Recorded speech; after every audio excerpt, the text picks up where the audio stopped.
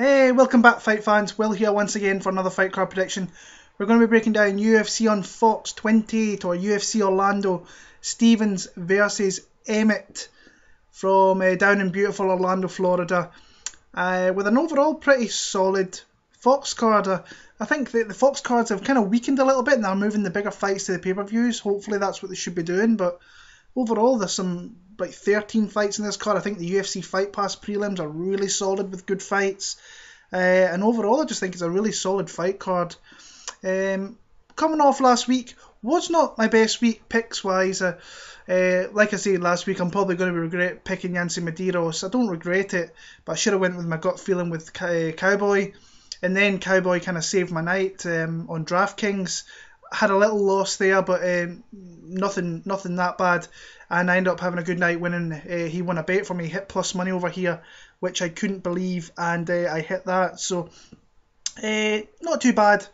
A lot of improving to do, but I can't complain after the start of the year I've had across all things DraftKings, bets and picks and so on. So looking to continue that here and next week before a little break, which will be nice.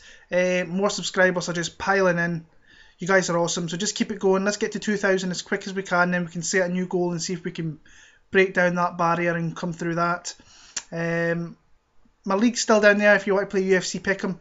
If you've still not got in, there's still time to come and join. I don't know how I've done this week. I think I'll probably drop back into the top 30th, maybe 40th position after I had a good start to the card, but kind of fell off after that.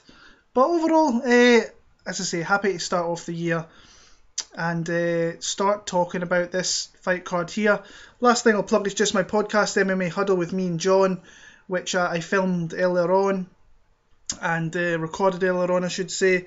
A lot of fun talking about this card, and I've kind of changed a couple of picks, going back and watched a couple of fights within the last 3 hours of filming that. So yeah, looking forward to talking that about it. So we're gonna start this one here down the bantamweight division with a fun fight I'm looking forward to. Albert Morales against Manny Bermudez. We'll start with the newcomer here. We'll start with 11-0 debuting fighter called Manny Bermudez. Really solid guy coming out. I think it's New Hampshire. A guy I've known about for the last probably 18 months or so. Was on the kind of radar getting signed to the UFC. Actually thought I'd see him on the Dana White show very, very soon, and in the summer. And he got signed up. He fought in January, not so long ago, and he's got the call here. He is very dangerous on the ground. We haven't really seen too much. He's got a lot of fights that are finished very quickly, where we have not seen much of his striking acumen. And what we have seen is the guy gets takedowns from the clinch, gets you to the ground, and he's got some devastating chokes. I think he's got arm bars, he's got a couple of triangles. I think he's got 4 rear naked chokes. So I think we know where this guy wants to push this fight and take this fight. Like I say, we haven't seen much. I watched his loss. He's only lost back in the amateur days, and where he just got caught in a triangle. And I think it was an armbar, and he had to tap out to that. He was in that for a long time, and then just eventually tapped. But the one thing that I'm a little bit curious here is just the striking of Manny Bermudez, because we basically haven't seen it. I do think he has a nice jab, but he doesn't throw an awful lot of kind of sequence on the feet. He only really throws the jab to initiate the clinch move against the cage to get the takedown, where his fight is, where he fights the strongest, to say. Albert Morales, I think he's had a tough run in the UFC. He's had tough fights. I was of the case, I thought he probably beat Benito Lopez last time out. It was a close fight, but I personally thought he edged it, but 6.5 dozen really. I wasn't really, the way the judges scored it, it really wasn't, I didn't think it was that bad of a judge's decision. I think it could have went either way. I just gave it to Albert. But like I say, he's faced tough guys. The one thing that kind of worries me in this one here is that he's been put on his back and he doesn't get back to his feet. The Brett Johns fight, he got put down there, and I think initially, his defensive jiu-jitsu is pretty good, but I think he struggles off his back. If Manny puts him on his back, I think he will struggle to find his way back to his feet. Like I said, Brett Johns, Benny Lopez, Thomas Almeida, the guy really only loses to decent fighters. I'm a fan of Albert Morales. I just think he's a little bit too green for the UFC right now.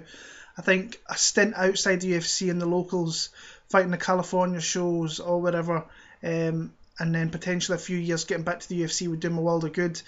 I think it's a close fight because Albert Morales, I believe, has got the big advantage on the feet because we just purely haven't seen it from Manny Bermudez. When it goes to the ground, I think that Bermudez can handle him down there, can keep him down there, and could potentially submit him down there. So I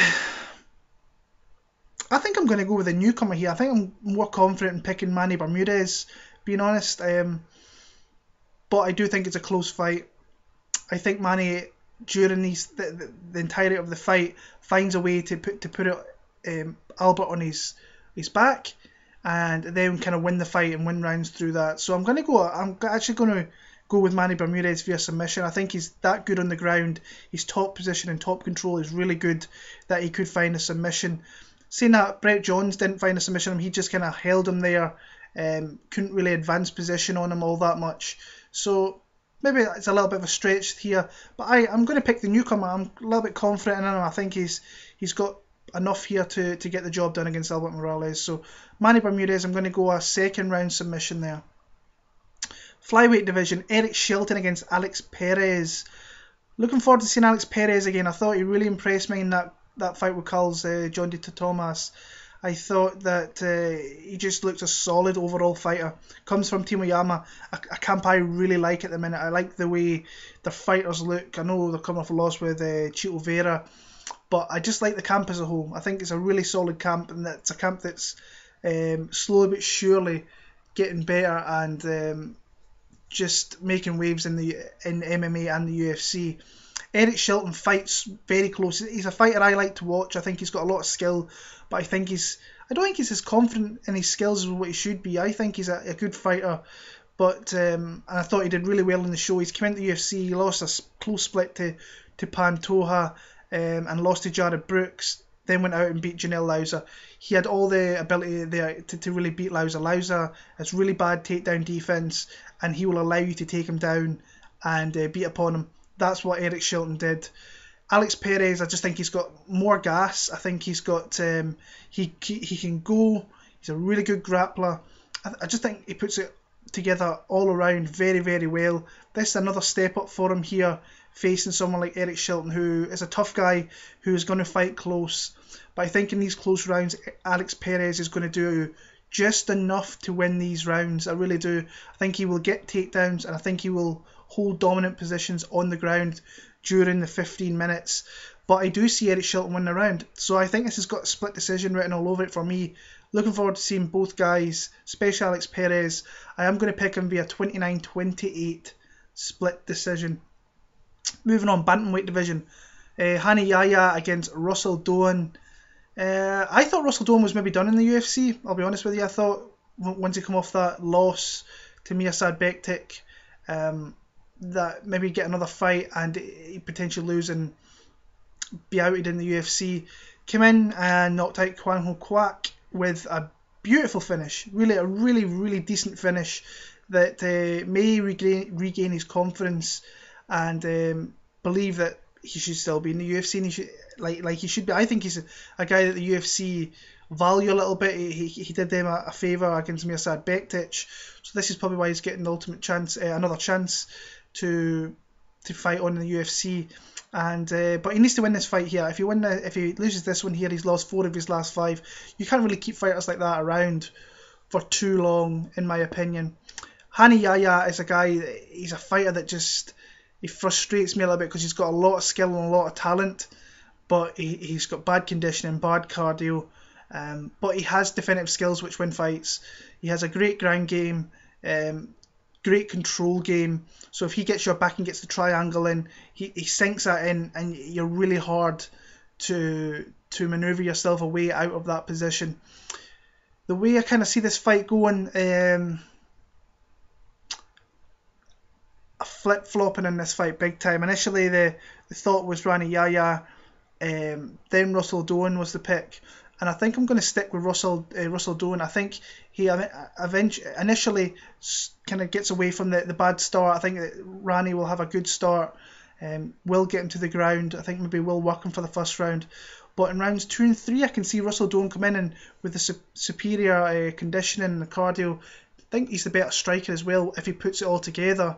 I think he can win this fight, but I think it will be close. A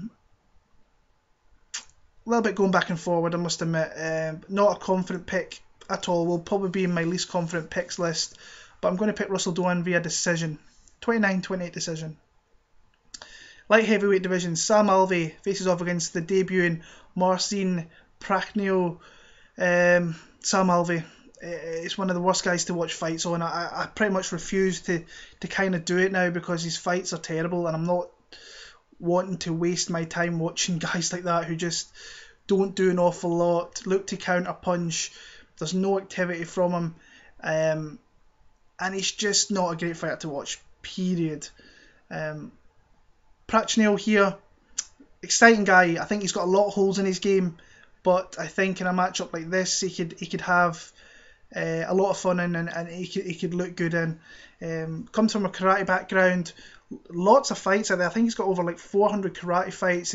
He's 3-0 as a professional kickboxer, but I do think he has I think he can be taken down, so he has bad takedown defense, and that's where Sam Alvey, I think, needs to look in this fight. He did all that time with Dan Henderson. Surely he's learned how to get takedowns. He's very good at stopping takedowns. Not that I see Prachino wanting to take this fight to the ground. Sam Alvey just sits there, cocks, makes that silly face, cocks his hand and looks to throw, but never really throws with any intention. I think Prachino is just going to come out here and he's going to throw a lot of wild stuff, and hopefully Sam Alvey will start to throw back and we'll see a bit of a fight here. I kind of see it being sloppy over 3 rounds. I think Sam Alvey has to use his grappling. I don't think he will, though. I don't think he's got great fight IQ. I think Prachino will do the majority of the work on the feet and could catch Sam Alvey with some big shots. Like I say, I'm not going to pick Sam Alvey. I don't really rate him all that highly. I might be a little bit harsh there because he's getting in there and he's fighting, and it takes special kind of human beings, I think, to go in there and do that. But I don't think I can pick Sam Alvey in many fights going forward. I just don't really like what I see out of him. And I'm going to pick Marcin Prachino here via TKO. I think he could catch him with one of those wild strikes at any time in the fight. But like I say, the more I think about the fight, I think it's going to be sloppy. Not overly confident, but I think I'd rather have Marcin Prachino win the fight. So Prachino's going to be the winner there, I think. Lightweight division, great fight. Gilbert Burns against Olivier Aubin Mercier. Initially when Gilbert Burns came in, if you watched it way back 3-4 years ago, whenever that was, I was very high on Gilbert Burns. Can't say I'm as high on him anymore. I don't think he's progressed all that much. I don't think he's gotten an awful lot better. I think he's very, very beatable. He is coming off a nice win over Jason Sago, where he caught him with a beautiful shot there, put him down. We all know his skills. He's serviceable on the feet. He is very dangerous on the ground. This guy, if he gets you to the ground, you're in deep shit. No doubt about it. He can get you down there and he can submit you in the blink of an eye, like he did in the Cowboy Oliveira fight, where he was clearly losing that fight. Down 2 rounds. I think there was like a minute left in the third, and he catches Cowboy in an armbar. The Lucas Ajewski fight, got him down there, caught him in an armbar. So the guy is very, very dangerous. Olivier Aubin Mercier, he's just your prototypical tri-star fighter. Great jab, great low kicks, great body kicks, and I think he's finally filmed himself out into be a young, dangerous fighter that I think he should be.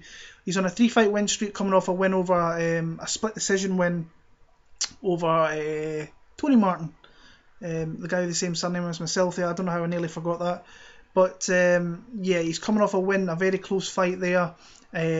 Submission over Drew Dober and a submission over Thibault Gouti, who I thought gave a good performance of himself at the weekend there against Sage Northcutt. I just think he's going to pick and pop with that jab and with those leg kicks and hurt Gilbert Burns.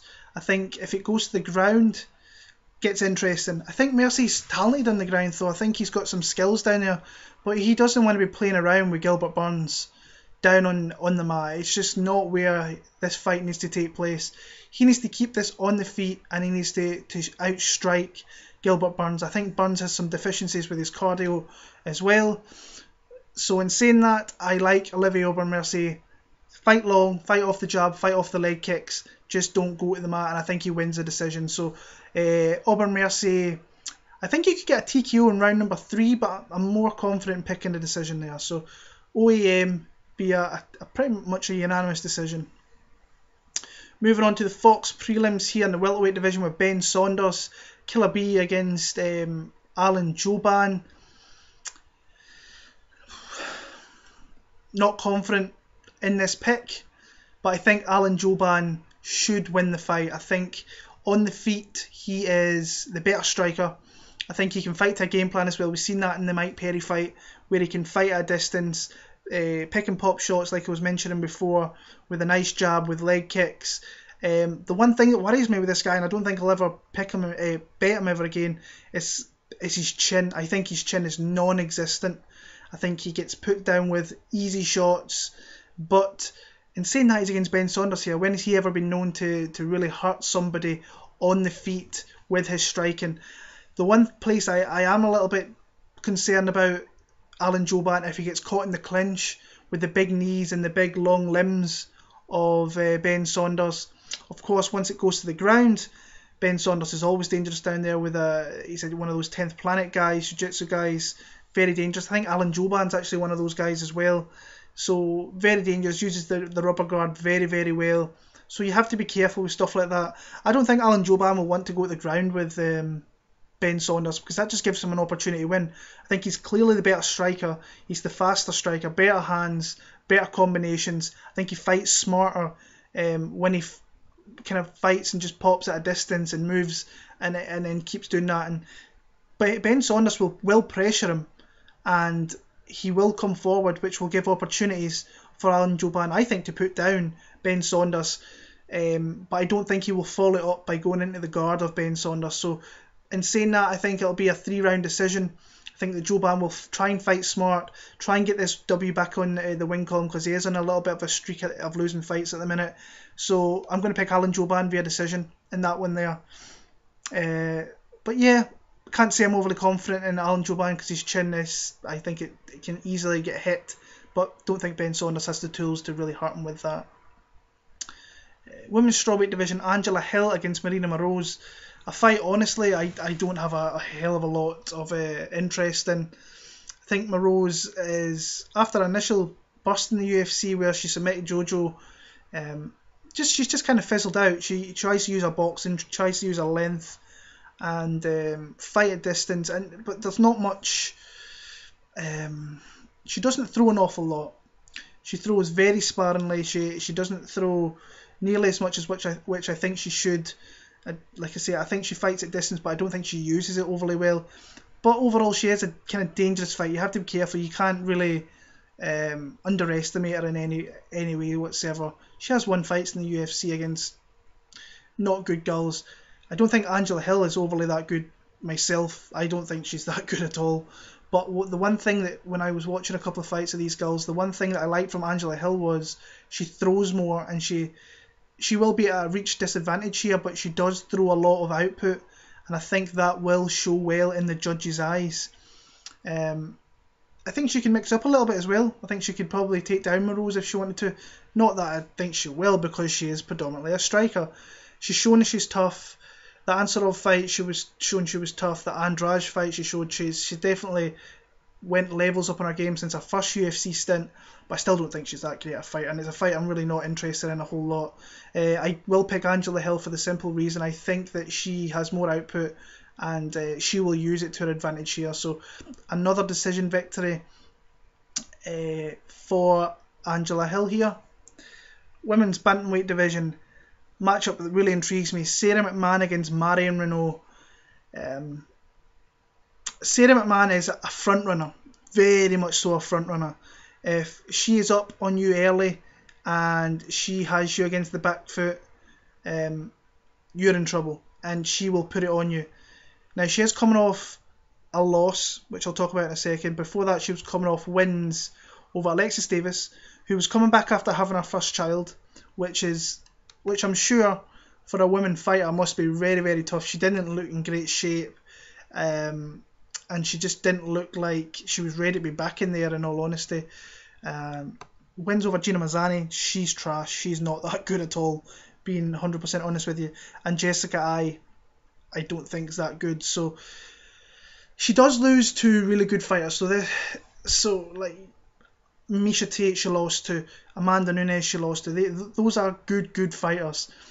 The one thing that's always really shone out to me is she quits on herself.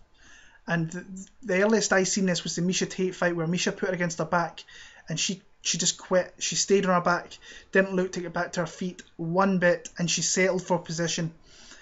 Where this showed up again to me was the Ketlen Vera fight last time out. I thought she was going to use her wrestling, win a couple of rounds and win a decision. Ketlen Vera, she in the first round, she comes out strong, gets a takedown, gets position, wins the round, I think, clearly. Beats up Ketlen Vera a little bit. Comes out in the second round, looks to kind of do the same, dominate her, put her against the cage. Ketlen Vera uses underhooks and reverses the position and puts Sara McMann against the cage. And then she proceeds to get taken down by Ketlen Vera. And from the minute, if you go back and watch it, UFC Fight Pass, people go and watch it, second round, you can see the exact moment when Sara McMann quits on herself. Her face instantly goes to sheer panic straight away. She realises she's in trouble. She's not going to go up from her back, which is shocking considering she's a wrestler and an Olympic wrestler at that as well. And proceeds to get tapped out by Ketlen Vera. She quit on herself. And that showed again. And I've picked her to win fights. I picked her, I think, to win the Alexis Davis fight, the Gina Mazzani fight, obviously, probably the Jessica I fight as well. But I'm not going to pick a fighter who quits on herself all that often. And she does that. Now, Marion Reneau, I don't think she's overly that great a fighter. I think she's really, really tough though. And she never stops. She comes forward and she fights to the very bitter end. Win or lose. Win or lose. Now, our fight with... the fight that kind of literally stood out a little bit to me was the Talita Bernardo fight, where she got taken down. Now, I do see Sara McMann getting takedowns in this fight. It's whether she can do anything from it, because Reneau is very tough. She's hard to put away, and you don't really do it against Marion Reneau. Like I said, in that Bernardo fight, she got taken down 3 or 4 times. She reversed positions, she got into dominating positions, and she hurt Talita Bernardo. And she did not stop in that fight until the last 5-10 seconds, 4:54. In round number 3, where she stopped Talita Bernardo. She doesn't stop. She keeps going. She looks for the finish. She did it with Mariana Dudieva in Belfast. I saw it with my own eyes. I think she got taken down early in that one, reverse position, came back and just absolutely beat the piss out of Mariana Dudieva. I thought she'd win the Kelleher fight as well. But that's neither here or there. The way I see this fight going, I see Sara McMann starting off well, very early. Get takedowns, get position, look dominant. Once it goes into round 2, I think that the sheer will in the fight in Marion Reneau will show, and she will either get taken down or she will take down, or maybe not take down Sara McMann. Maybe I don't see that. Maybe see a reverse in her, and from there hurting Sara McMann and making her quit. Now, I think the fight's close. I think the fight is going to be close, but I see points in this fight where Sara McMann is put in a troubling position, and it's whether or not she can pull through and win the fight, or do what she has done in the past and look for a way out and quit and tap, or just stay on her back and like she just gets stuck in the mud, pretty much. And with that, I'm going to pick Marion Reneau. Looked at the odds earlier on. She's a plus 190 underdog.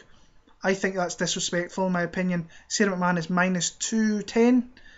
I think that's off. Like I said, I think Marion Reneau gets taken down. I think she gets dominated in periods of this fight. But I do think there is aspects of this fight and times in this fight where she makes it dirty, gritty, and she tries to see if she can make Sara McMann quit. Now, she might ultimately not do that. She might struggle against Sara McMann. I will go with the girl or the woman who's going to fight and keep on fighting and not give up on herself, unlike Sara McMann. So I'm going to pick Marion Reneau. I'm going to pick her via, does she win a decision? That's going to be tough. I'll go with a third round TKO victory there for Marion Reneau, or a submission victory in the third round there. So I'm taking a shot on Marion Reneau. And betting wise, honestly, if this line goes up above 200, I think I will probably end up betting Marion Reneau in some aspect here. But we're still early on in the week. But we'll see. I think Marion Reneau will fight for you, and she will not quit, unlike Sara McMann. So Marion Reneau, third round. I'll go submission to win the fight there. And moving on to the headline fight of the prelims here, Renan Barao against Brian Kelleher. How can you be confident in Renan Barao in 2018? Went back and watched his fights since the Dillashaw loss. The guy looks an absolute shell of himself. A couple of things that shone out to me here. Renan Barao has not made the £135. It's in the bantamweight division here, his original division where he fought for so long. He has not made that weight since 2015, just shy of 3 years. I think it was June or July of 2015. So he hasn't had that rigorous weight cut that he had to make to get down there. And we've seen him struggle in the past and get into that weight as well. His last 2 wins in 4 years are Mitch Gagnon and Felipe Nova. Those guys aren't even top. If I was looking at that bantamweight division now, they guys aren't even top 30 bantamweights, in my opinion. Renan Barao is definitely, I think he's maybe a little bit of a victim of USADA. But personally, I think he's had his struggles and that's caught with him. Doing all the wrong things at Nova União, training hard, I think it's all caught up in him. In saying that, this is a fight, I think an even fight, but Brian Kelleher he was asking for fights like these with former champions. He even said, I've watched a couple of interviews, when he got Renan Barao, he was over the moon for the opportunity to face this guy. Now on the feet, I think that Renan Barao should be the faster striker, the more varied striker. I think that Brian Kelleher is going to look to get in the face of Renan Barao and look to try and put it on him early, maybe try and clinch up with him. Renan Barao comes from Nova União where the guys have like legendary takedown defense. I think he's got like a 94% takedown defense in the UFC. That's incredible. So it's going to be hard to get this guy down. But I think towards the end, Kelleher could have a little bit of success with it here. Barao has moved to ATT. Not that really impresses me all that much. But he is sparring with good guys, flyweights, Juicy Formiga, Josie Shorty Torres, and so on. Brian Kelleher is a guy that I think he's going to be up and down the UFC. He's going to win fights. He's definitely going to lose fights, like we've seen when he got caught by Cheeto. But then he went into Poland, into Damien Stasiak's home country, and beat him there. Beat Yuri Alcantara down in Brazil. So he likes going into people's backyards and beating them. And he's got a couple of wins over Julio Arce, who I think's obviously fairly decent. He's in the UFC himself now. So I don't feel confident in picking Renan Barao in 2018. And I've seen people on Twitter betting Renan Barao, like 3 or 4 separate people. And I don't know how they can find the confidence, or they see spots where they can ultimately be confident in betting serious money on Renan Barao. But that's just me. Different people see different things. Much respect to you guys, but I just think it's not a good bet in 2018 to be doing that. But like I say, I won't be betting this fight. I know I've got a couple of friends who are on Brian Kelleher, who I really hope they get the win here, as he's at dog money. So I'm on the side of those guys. I hope they cash. I'm going to pick Brian Kelleher via decision. I think he's going to outwork him. I think he's just going to be tougher than him. But would it surprise me to see Barao winning? No, but there's no confidence in Renan Barao in 2018. Pick's going to be Brian Kelleher via decision there. Moving on to the main card, the 4-fight main card, starting off in the 170-pound welterweight division. Mike Platinum Perry against Max Griffin. Mike Perry's a fun fighter. If you've been watching me for the last couple of years since Mike Perry came in, I was never really initially his biggest fan. He's grown on me. and the guy's fun to watch. He really is. He comes to throw down. He looks to have fan favourite fights, friendly fights out there. So he looks to throw down. He did that against Ponzinibbio. Ponzinibbio was just a little bit sneaky with his finger game, where he likes to put them in the eyes and so on, like we've seen these last few fights. Very close fight. I did think that Ponzinibbio was just slightly the better fighter there. But this is a fight he's coming back less than 2 months and but he is fighting in his hometown here of Orlando, so I can see why he went to fight here against Max Griffin, which is definitely an easier fight than the Ponzinibbio fight. Big power hitter, devastating. This fight I think is going to predominantly stay on the feet. Max Griffin's going to not want to look to take this to the ground. The one thing that worries me, and I've been speaking to a few friends about this, if they get into a firefight, and I'm seeing people say, oh, this is a different level, and he should beat jobbers like this and so on. You can't say that anymore. I've seen it a couple of times in 2018 where those people that you don't expect to win have came through and win. So you can't say to people, this guy's definitely not going to win, and then he turns up and he gives a performance of his life and gets a big finish or something. If these two are going to trade, once that happens, it's very dangerous on either side. All it takes is one shot to land and you're down. Mike Perry obviously has massive power, and if he catches you, you will go down. I think Max Griffin would take an accumulation of shots to put someone down, but if you're throwing big heavy leather, all it takes is one shot to land. Obviously, I feel more confident Mike Perry is going to land that shot, but could I see Max Griffin maybe catching Mike Perry with a shot? Absolutely. I've seen Mike Perry before his UFC stint get caught with shots and get put down. You can go and see on YouTube for yourself. Just go and have a look. Now, he's clearly made a lot of big gains in his game since then, but that fighter's always in there, and all it takes is one shot for that chin to be checked, and we see if it's still there.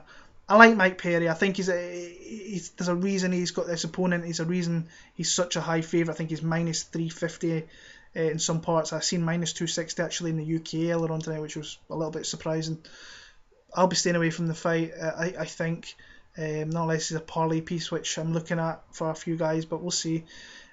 More than likely I'll stay away from this fight, but Mike Perry I'll pick via TQ in round number 2. I think it'll be fun for however long it lasts, but he just has to be careful, keep his defensive striking up, and he should win this fight. So Mike Perry, TQ round number 2.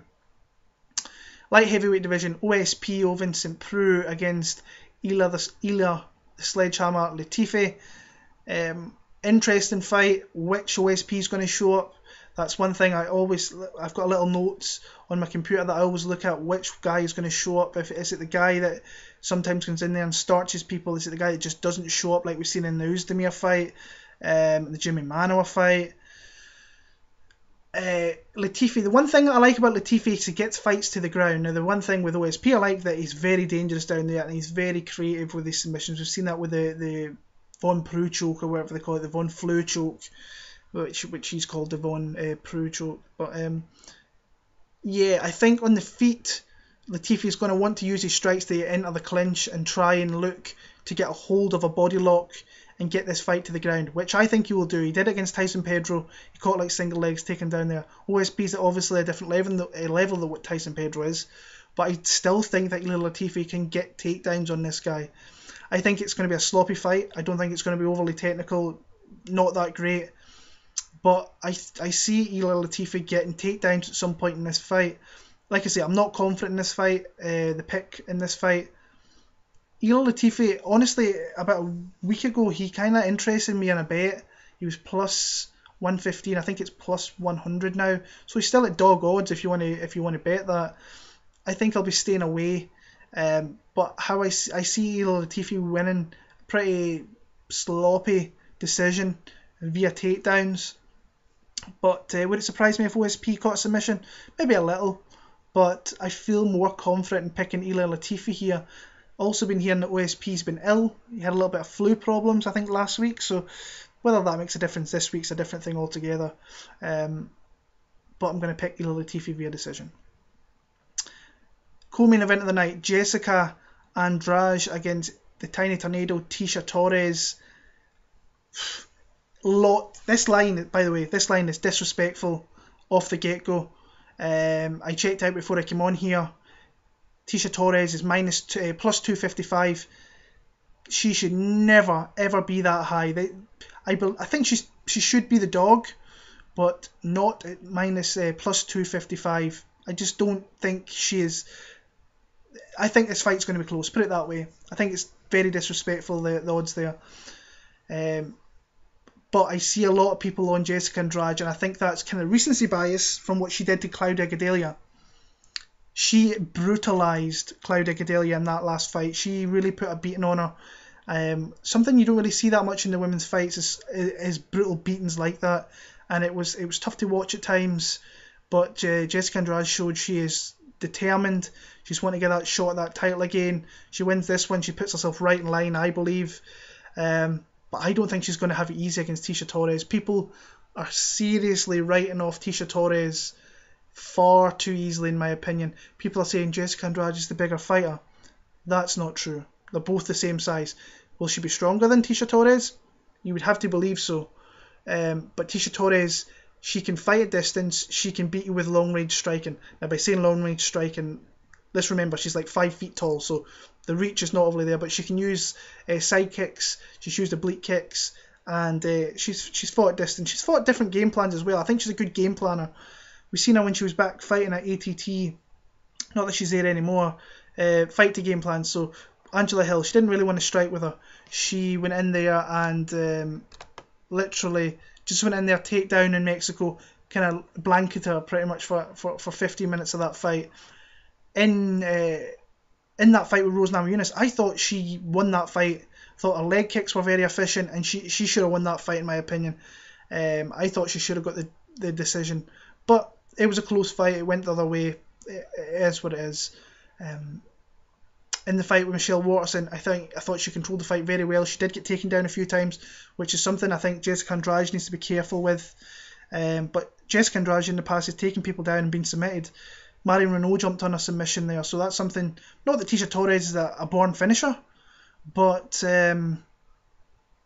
yeah, I think I'm going to pick Jessica Andrade. Oh, see, I really want to pick Tecia Torres. This is where my initial gut feeling this was Jessica Andrade. The more I watch tape and seeing people who are clearly very, very confident in Jessica Andrade wants to push me to pick Tecia Torres, because I think she's a good fighter. I think she's one of the best fighters in the world in that division, and she's very tough. I think people are underestimating how tough this girl is. She's always going to be in the fight. She's going to continue to go in the fight and keep it going. I think she can fight close rounds. I really do. I think she can fight at distance, hit, move, and move out the road of the big power shots that Andrade throws. Potentially, I think she could get takedowns as well. You know what? I'm going to pick Tecia Torres. Fuck it. I think this fight's close. I think she fights to a game plan very well. She's got, obviously, Raquel Pennington is a person who's fought Jessica Andrade, so she can maybe throw on some stuff Ticia's way. I know it's a different division, a completely different division, so it really doesn't matter too much. But I just think people are disrespecting Tecia Torres in this fight here, and yeah, I'll pick a few dogs in this one. I think some people out there criticise me. I pick too many favourites, or I do this, I do that. I just pick who I see I think is going to win the fight. I don't usually look at odds overly that much, but I had a look at these odds, and if you've got some extra change around, I would say throw it in Tecia Torres if you have any confidence that she can win this fight, because I think the odds are disrespectful in my opinion. But I think she has the type of game that could frustrate Jessica Andrade a little bit, and she can win rounds through that. So that's kind of where I'm seeing this fight going. Will I bet Tecia Torres? I doubt it, not unless it goes further up north to like plus 300, which would be absolutely batshit crazy. But if people out there are going to bet that or bet Jessica Andrade, I wish you all the best to say. But I feel like I just want to pick Tecia Torres, just in this fight I just think it's going to be a close fight. So I'll take the dog, and maybe she'll come through, maybe she won't. But I'll take a shot on her. I wish her all the best, but it's like if you're betting Jessica Andrade, I wish you all the best, and I hope that cashes for you. The main event of the night, Josh Emmett against Jeremy Stephens. The one thing that kind of just annoys me with this one is Josh Emmett is number 4 in that division. I don't kind of agree with that. But the rankings are BS anyway, so I don't know why I'm getting myself worked up over that. This is a good fight. Josh Emmett's a guy, obviously, from Team Alpha Male, who coming off a career-defining performance against Ricardo Lamas, where he absolutely chin-checked him, put him down with a vicious, vicious shot. And, yeah, just a solid fighter. I think he's very underestimated with his wrestling. I think he's got a good wrestling game. I think he's tough. I think he's gritty. And he's going to be in there for however long this fight goes on. I also think that Jeremy Stephens is one of those fighters that it's a tough. I think when you get the call to face this guy, it's a tough fight to have. I really do. When he shows up, the guy is a really, really fun fighter to watch. I've always loved watching Jeremy Stephens for as long as I've been watching the UFC. This kid's been around. Beats good guys, coming off a really big win over Doho Choi, where everybody seemed to be on Doho. I went with Stephens. I cashed that underdog play on Jeremy Stephens, and ultimately I think that he's minus 140. I think I saw. I think that will come down. I think I saw people bet on Josh Emmett, but I think Jeremy Stephens is the better fight here personally. I think that he's fought the better caliber fighters. He's been around the UFC for so long. He's fought champions and so on, and he's beat champions as well of other organisations. Use those leg kicks. Try and use that and throw up top, but he needs to be careful because Josh Emmett does throw with big power, and he's coming off a camp which is full of kind of confidence at the minute with winning fights. I just think Jeremy Stephens is the tougher, grittier fighter. I think that on the feet, I don't think Josh Emmett will be willing to throw as much as what some people are saying so. I think that Stephens has got some big power of his own. You can't mess around with this guy on the feet either. I think overall, probably maybe Josh hits a little bit harder. I think that Jeremy's a little bit more, he can mix up a little bit more with leg kicks and so on, and he can stop takedowns as well. Like I say, I'm confident. I'm probably like 70% confident in Jeremy Stephens. I don't think I'll end up betting it. If it gets close to plus money in Jeremy Stephens, then that will tempt me. Just like Cowboy last week. Spots where I don't think guys should be dogs, I'm going to have a look at on fight day, without a doubt. So I'm going to pick Jeremy Stephens here to win a decision. As long as he doesn't get caught with a shot, I think he can win rounds in this fight. I think he can bully Josh Emmett a little bit. I'm a little bit uncertain with that, but I think that's what he needs to do, is try and bully the rounds, use leg kicks, establish early, and win the fight through there, and kind of push the pace a little bit if he can. So I'm going to go Jeremy Stephens via a UD in the main event there. So that's my picks for UFC on Fox 28. Next week we're back for UFC 222. Chris Cyborg against Yana Kunitskaya for the UFC Women's Featherweight Championship, with Frankie Edgar against Brian T-City Ortega in the main event there. Really looking forward to that fight. So until then, guys, keep subscribing. Let me know your picks. Let me know your bets if you're betting anybody this week, because I know there was a couple of people on Derek Lewis last week. I was on Tybura. I was a little bit salty about that last night, but it is what it is. So good, well done to you guys who cashed on the bet of the Black Beast. But yeah, let me know your picks. Let me know your bets, and just subscribe. If you don't subscribe, then hit that button, subscribe, and hit that thumbs up button, and get more people to come and watch me if you can. But as always, thank you for the support. We'll see you next week. Next Monday I'll have that out for you, and enjoy the fight card this weekend, guys.